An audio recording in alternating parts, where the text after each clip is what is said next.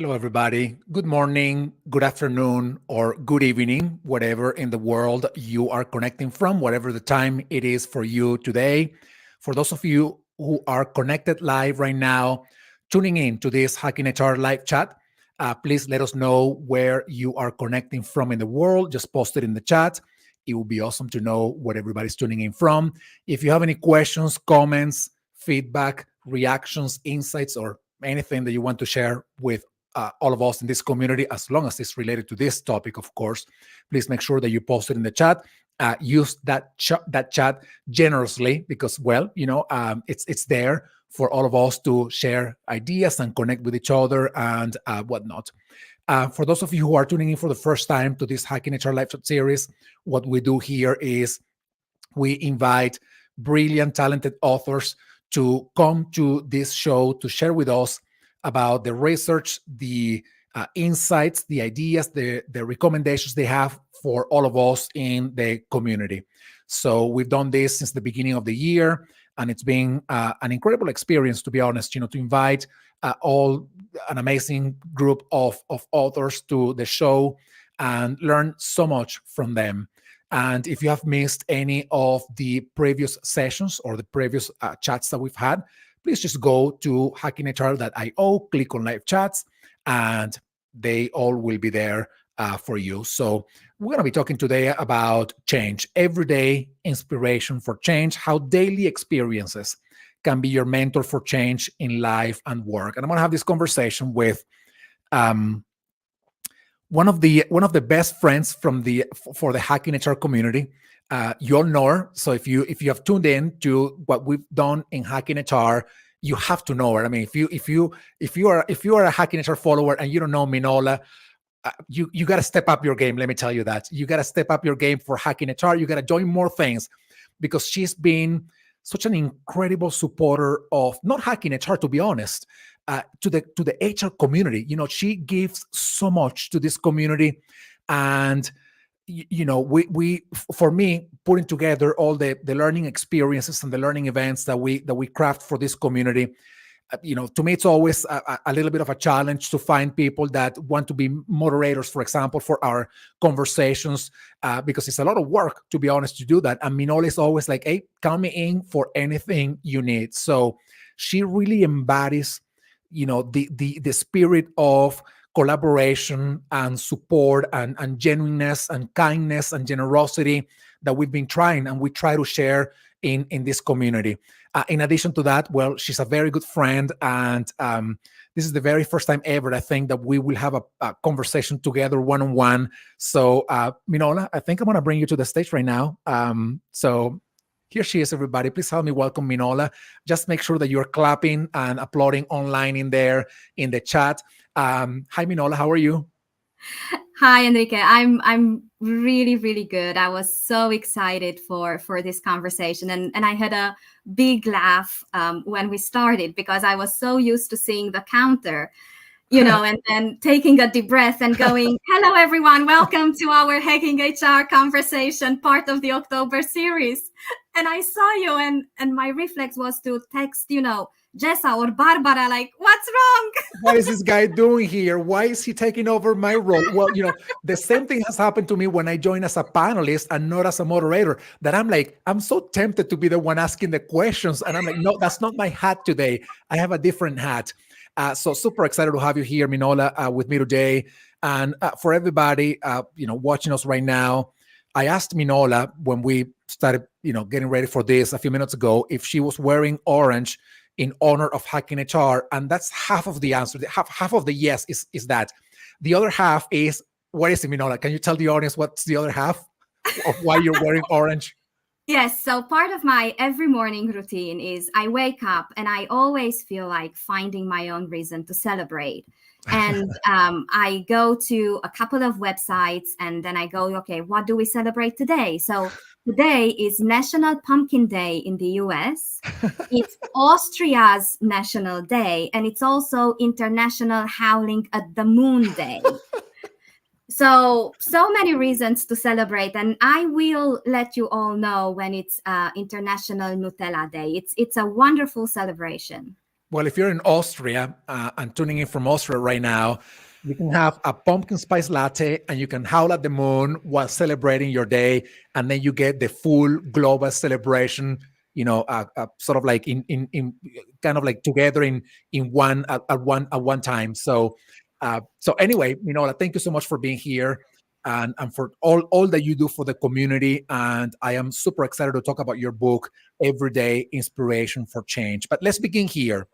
What is a change enthusiast? And I ask you this question because it seems that a lot of other people are the opposite. They are the change detractors. They are the change opponents. They are the change. My gosh, why is this happening again? Or why do I have to change? Why can't things be the way they are all the time? So, what is a change enthusiast? Mm. Thank you so much for that question. And let me just take 1 minute and really say hello to everyone and good whatever moment of this beautiful day you're enjoying on your time zones. What is a change enthusiast? I actually got that question from a recruiter, believe it or not, a while back. And they were like, what kind of role is that? And I said, well, that's my message, that it's not a role. I am a change enthusiast, irrespective of what kind of role I happen to fulfill at one moment or another. Um, I believe in the magic of change. I believe in our infinite resources and resourcefulness to deal with change meaningfully, irrespective of what role we have within an organizational structure. So I am a change enthusiast. It just so happens that at the moment I am an enthusiastic change manager as well. But I was an advocate for change when I was a journalist. I was an advocate for change when I was a senior copywriter. I was an advocate for change when I was a communication coordinator. And I really want to tell people that being a change enthusiast doesn't mean that I love change unconditionally and all the time and I am high on change and steroids.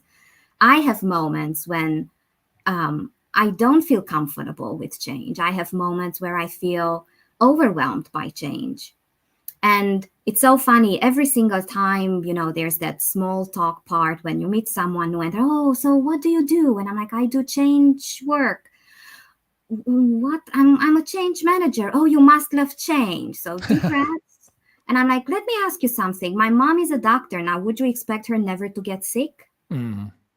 So one of my key messages from being a change enthusiast is just embrace how change makes you feel. Mm.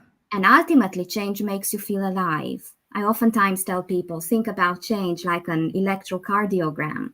So ups and downs are okay. The flat line is not so okay. Yeah. Well, that's interesting. And what I'm thinking about is the how often it happens that maybe a negative situation that we could be going through, right? Whether we lose our jobs, or maybe we go through a family crisis or a personal crisis, whatever it is. How easy it is to just dwell in the negativity of that situation and perhaps lose track or lose sight of the longer term, right? Maybe what could happen as we go through that. And it's interesting because there's so many quotes about, yeah, love the end result, keep your eyes on the prize, and I mean, suffer today and tomorrow's going to be okay. But how do we manage that? I mean, the pain as you're going through change, and some changes are, we look forward to some of those changes because we are promoting them, and some of those changes just happen to us. And how can we keep an eye on the prize? How can we keep an eye on the long term when we are suffering today through that change? So any insights about that? I love that. What I hear in what you shared is, changes happen in our personal life. Changes happen at work. Oftentimes they happen at the same time. Yeah. And that gets even more complicated. I do believe that situations in and of themselves, that they're not good or bad, but how we react or respond to them, that's That's our judgment call over a situation. Now, of course, there are just terrible, terrible events. And if we look around in the world, there are really deeply bad things happening. Um, but one of the things that I learned doing this work for 2 decades now is that oftentimes we are maybe too generous with the resistant to change label. Mhm.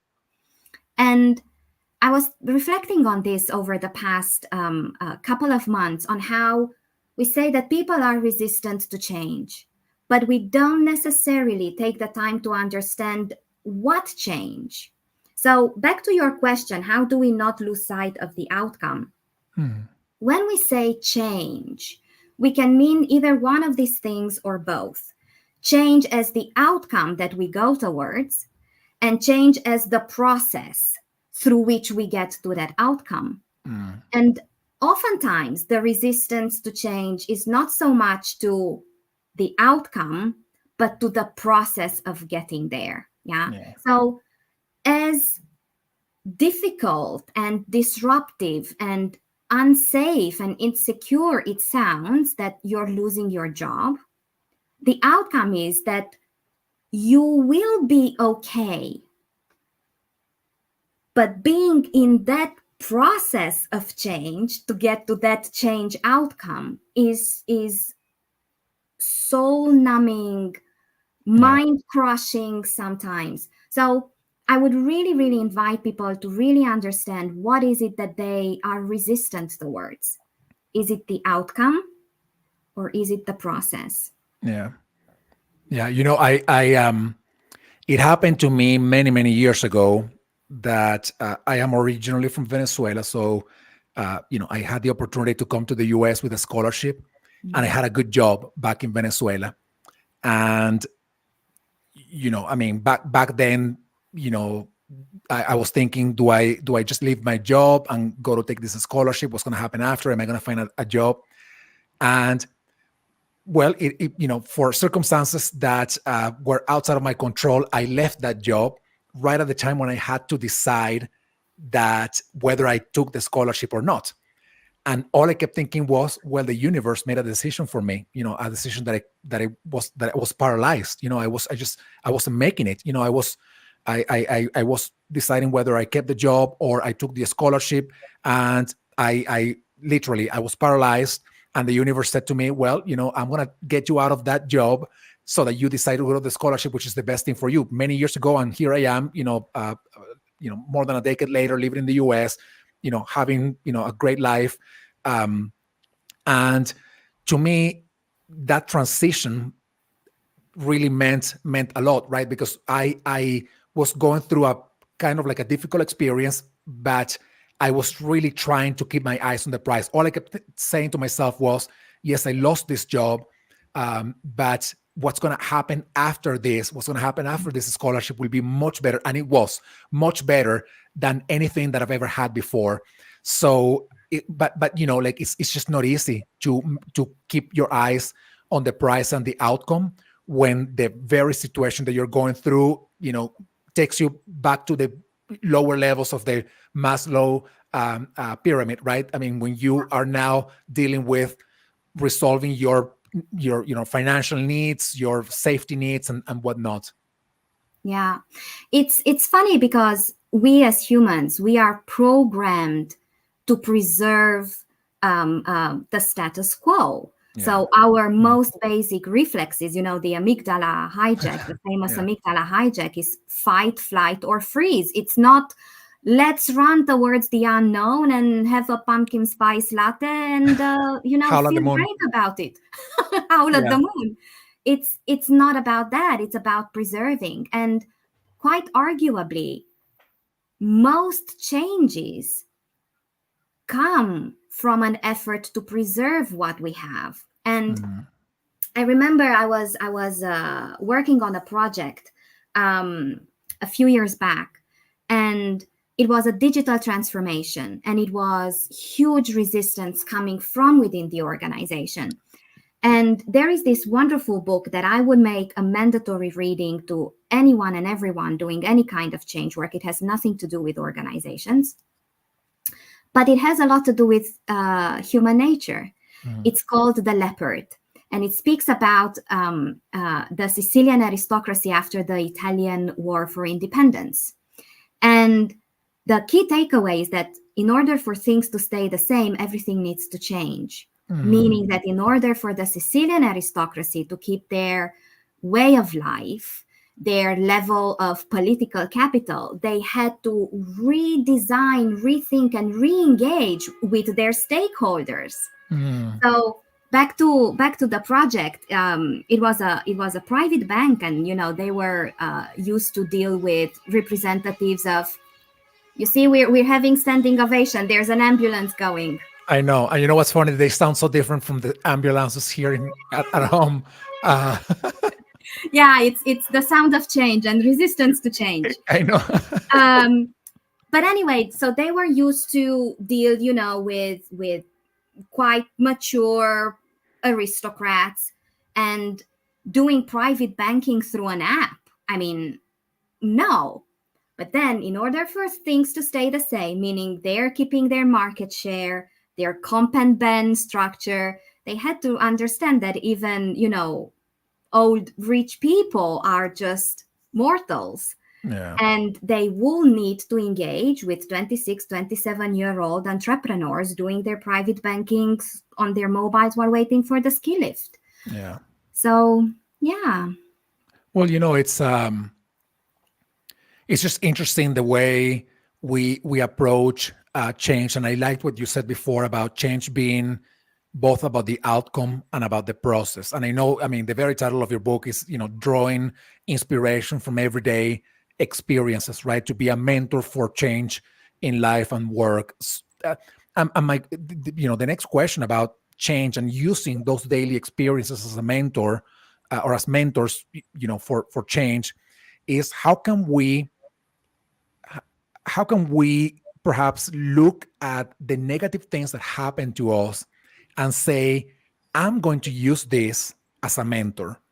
I'm going to use this as a lesson of life. And yes, some experiences we just want to forget because they are traumatizing and we don't want to bring them back up to our memory ever again. They are incredibly negative.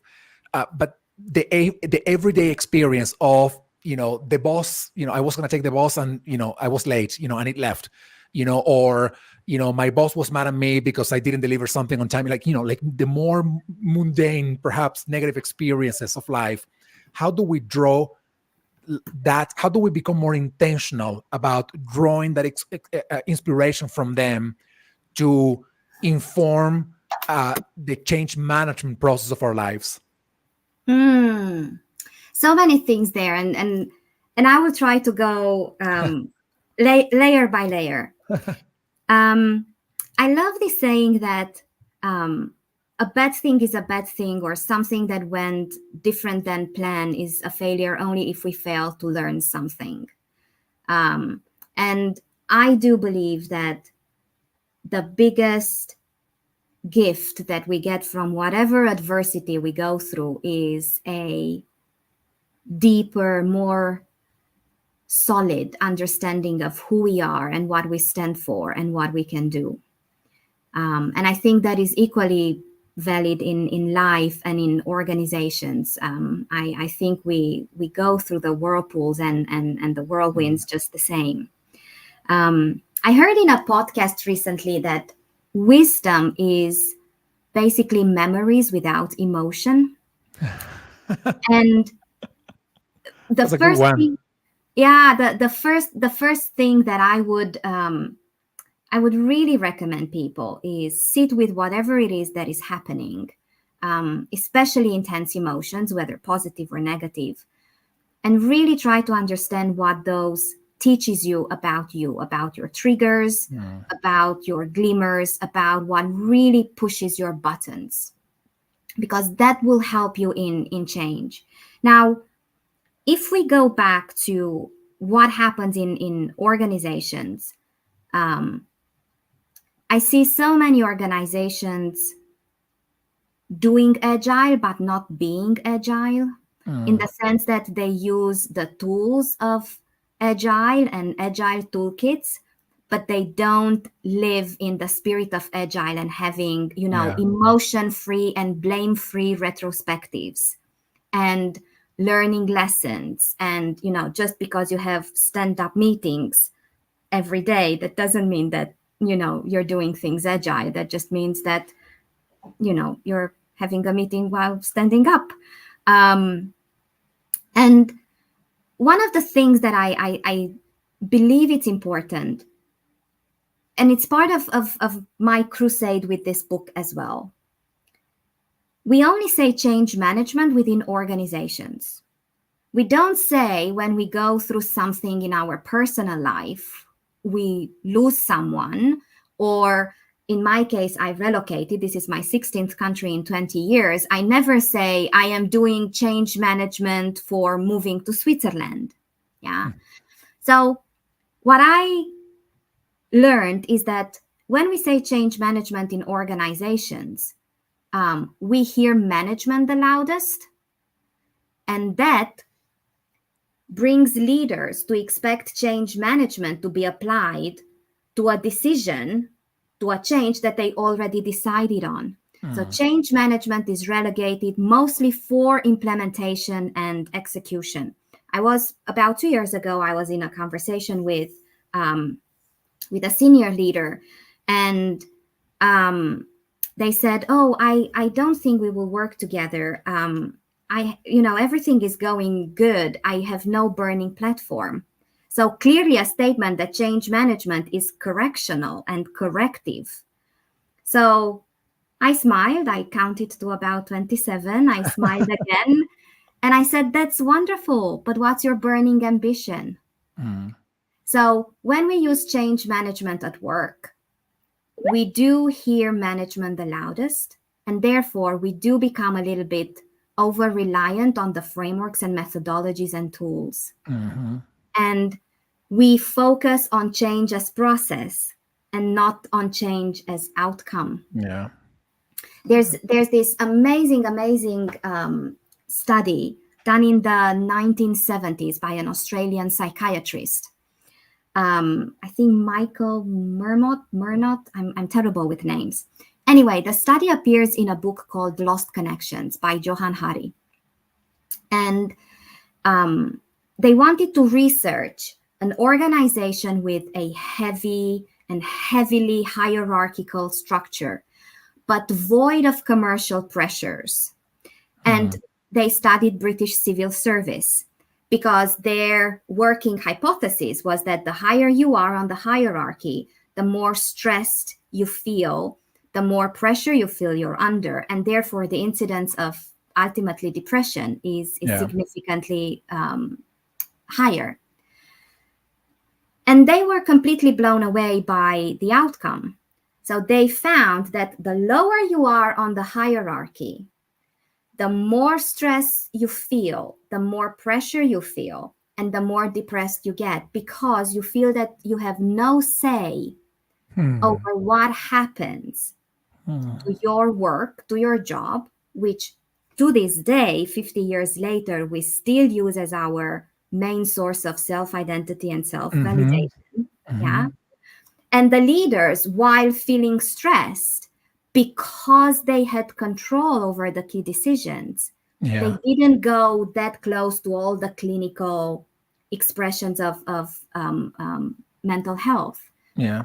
So basically, the conclusion is that the weight of your say is easier to bear than having no say at all. Hmm. Yeah. Wow. And we should really make that book part of any management onboarding Yeah. training everywhere. Yeah. You know what I'm thinking about? I am reflecting about all the change management processes of which I have been part of, in my professional career. And what I am thinking about is how often those who were leading this change were doing things by the book, but not Mhm. by the heart.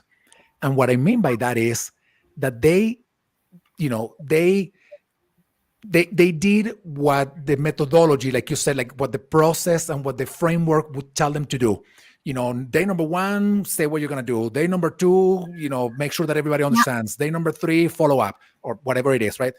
But they missed the part of, are we listening to people and their concerns and their stress and their ideas about what is happening, in this Yeah. case with our organization and the change that is happening?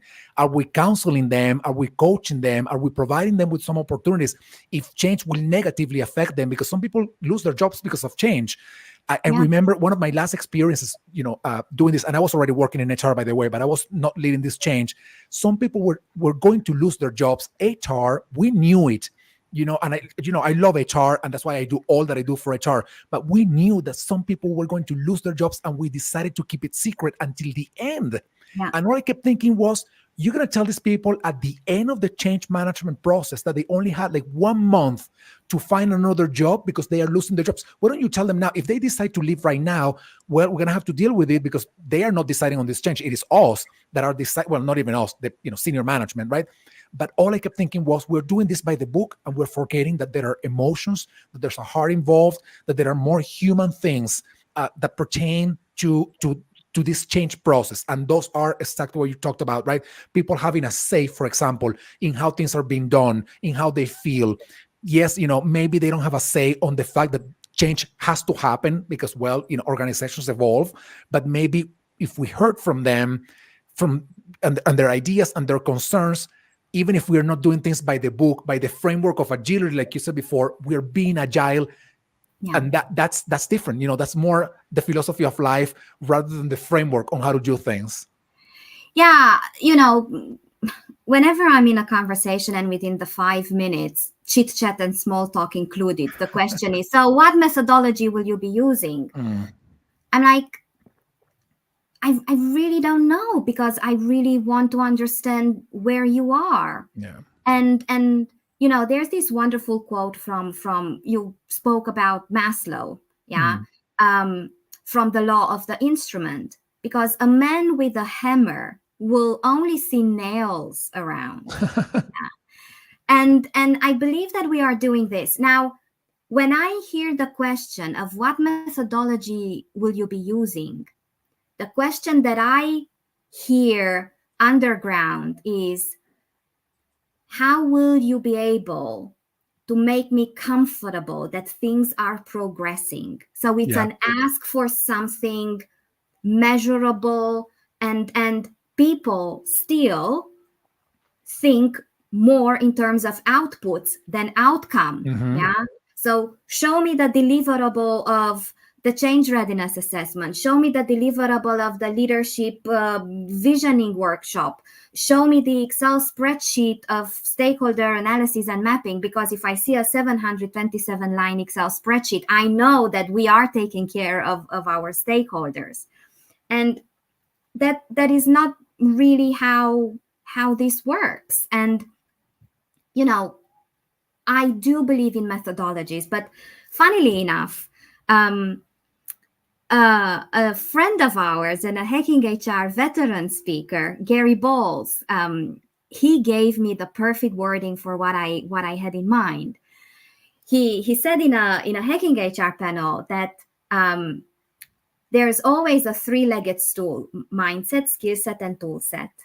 Now, when we ask for a methodology, we only look at the tool set, but we don't go for the mindset and the skill set. Again, are we doing change or are we being change? Yeah.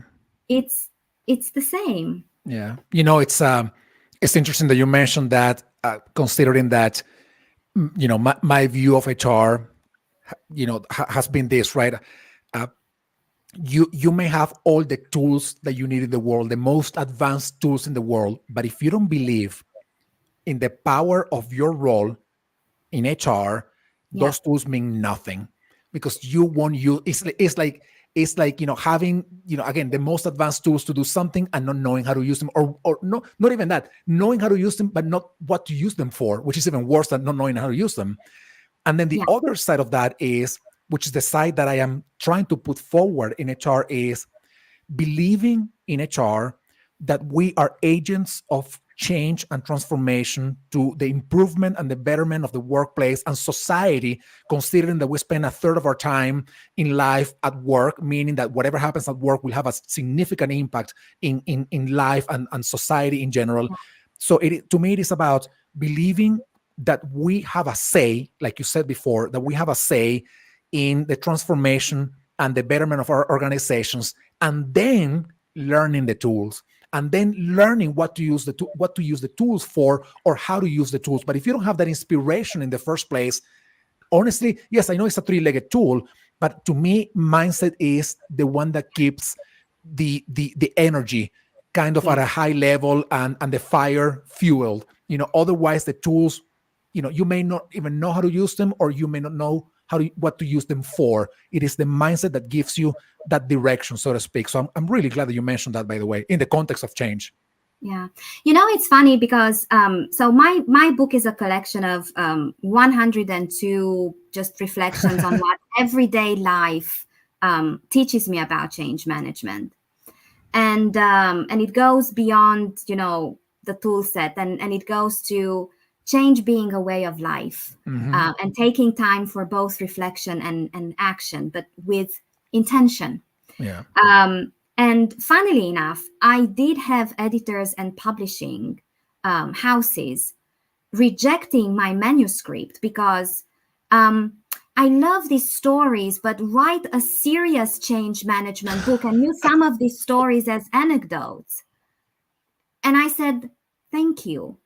And that every single rejection that sounded like this was yet another, yes, I am right in fighting this battle. And someone asked me, why did you write a book on change? And I did say in full honesty that I don't think that was as much my choice as change choosing me. And there's a funny reason and a serious reason. So the funny reason is that I do come from a long history, I think it's karma, a long history of not meeting senior stakeholders' expectations. So it all started with the fact that I was supposed to be a boy. That didn't come out like that. And then, I was little when Nadia Comaneci was, the first 10 in history. So, of course, I had to be a gymnast. I even got that god-awful haircut. It didn't help much with grace and balance, because my biggest achievement in the gym was that I fell off the beam without breaking anything. So then I was like, okay, I should be a judo athlete. That didn't go out that well. And it just escalated from failure to failure. So being the black sheep was my niche in my family from very early on. And I was supposed to be an accountant. And I said, no, I'm going to be a journalist, and I will be a newspaper journalist. And, how from investigative journalism to change. And I always say that my biggest takeaways and my most meaningful training for change is my past as a journalist. And once a journalist, always a journalist. Because journalism teaches you that it's not about you, but it's about your humility and your accountability to help others sense make of situations that they were never firsthand witness to. One of my favorite creative writing exercise that I still do on a weekly basis to this day, describe something without using adjectives. And it really teaches you the power of the words that you choose. Another one that saved my behind on many situations is triangulating information. And even in change work, you hear people say, oh, we ran a survey. And I was like, wonderful. Give me 2 more sources. Data points. We ran 3 surveys. And I'm like, no, I appreciate the effort. It doesn't count. Have surveys. Look at exit interviews if you have nothing else. And what happened to the good old conversation? Yeah. So Um, yeah, I I know I can't swear, but I feel Snoop Dogg, You can swear a little bit coming if you up. want. I don't mind. I'm a big swearer, by the way. So I try to I try to be very intentional about not swearing too much on live. But you can swear, please. Just let it all out. Let it all out. I I think we're I most of us are adults here, by the way. Thank you. I ducking love my work. Um, and I'm also, super blessed to also have a job where I can do my work, because most of us we use work and job interchangeably, but I Yeah. believe that they Mm-mm. are not the No. same. Oh yeah. When I left corporate consulting, I said I love my work and I hate my job. Yeah. I know. So I actually talk about that very often when I tell people don't hate work to work. People hate yeah, their jobs, yeah, and it's very easy for some of these very famous leaders. And by the way, I read about this. The deputy of the CEO of one of the largest investment firms in the world saying people could achieve more if they weren't that lazy. I'm like, dude, I mean, you're so wrong about anything. I mean, people are not lazy. People may hate the jobs that you created for them, but they don't hate to work. yeah, But anyway, that can take us in a whole different direction. And yeah. I want to ask you one last question to wrap up our conversation about change, and particularly about your book. I know you wrote your book to inspire others about change. And I'm hoping that everybody who's tuning in right now, you go and get your copy of Everyday Inspiration for Change by Minola, and you get inspired to, to be more of a change enthusiast, and take lessons, draw lessons out of your everyday life experiences. But Minola, if there was um, one way for people to love change a little bit more, maybe not as much as you love it, but a little bit more than they actually love it today, a little bit more, what would that one thing be? One thing that you can tell them: if you think about it this way, or if you did this thing, or if you acted that way, then you can embrace change. Maybe not love it yet, maybe not even like it yet, but at least embrace it a little bit more than you're embracing it right now. What would Yeah. that be? Well, that's wonderful. I always wrap up the change conversations. I hate to call them workshops, but the change conversations that I hold for people. And there's this slide, and it has a photo of carrots, a photo of eggs, and one on top of the other, a photo of coffee and tea. I put tea there for as an inclusion statement. I'm a coffee addict. And I tell them that change can feel, and the circumstances around us can feel like sitting in boiling water. Mm, The difference is whether we react or respond. mm, So, carrots going into hot water, they become soft. mm, Eggs going into hot water, they become hard. That means that we mm, either say yes to everything and we completely lose our sense of agency, or we say no to everything, and that's an illusion of control. But mm, coffee and tea, when they go into hot water, they transform it. And my single biggest recommendation is, Einstein said that space exists so that not everything happens to you, and time exists so that not everything happens at once. And we create a lot of change pressure because we feel that we need to solve everything right now to the best of our abilities. mm, Take a moment, and then I use 4 Ds: either deny or delete. You can do that. Delegate or deflect. You can do that. Delay. You can do that. And deal. mm. So it's We have the choice, I guess. it's choice, and really understanding that we have more control than we think we have. Mm, And our biggest power is what happens in between when something triggers us and how we decide to deal with it. mm. This is an awesome conversation, Minola, as I knew it was going to be. Thank And you. I really appreciate you for all you've done, all you do, and all you've done, and all I know you will continue to do for the many communities that you support, and particularly, of course, our Hacking HR community. We are all incredibly thankful for your kindness, your generosity, and well, for always being present and giving. So I know that this is in no way this space is enough of a give back to you for all you've done for us.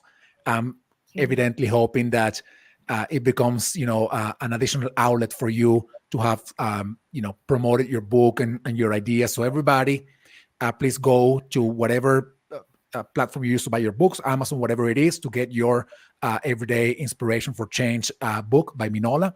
So Minola, thank you so much for everything. And I guess we will be, of course, in touch for many, many more things and many, many more activities going forward. Thank you so much. Thank you, everybody. Thank you. And thank you, Enrique. Deeply appreciate it. Thank you. And thank you, everyone. I'll see you soon in another live chat or in one of the many things that we're doing in this community. You all have a wonderful rest of your day. Thank you. Bye.